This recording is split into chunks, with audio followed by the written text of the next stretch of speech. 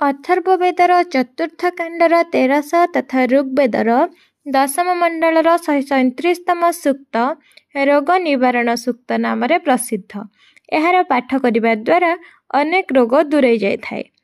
त्रायन्तामिमं देवस्त्रायन्तां मरुतां गणाः त्रायन्तां विश्वभूतानि यथा जमरापा असत्।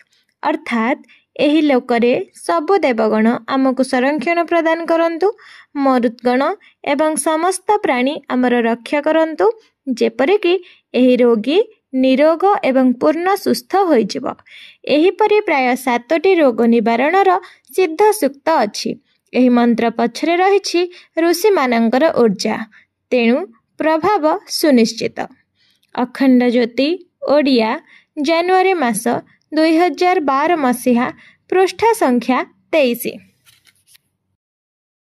विचार क्रांति दूत यूट्यूब ओडिया चैनल को सब्सक्राइब करिया सह परवर्ती वीडियो प्राप्त करिया पई बेल आइकन दबांतु एवं विचार क्रांति दूत ओडिया फेसबुक पेज सह जोड़ी हुंतु।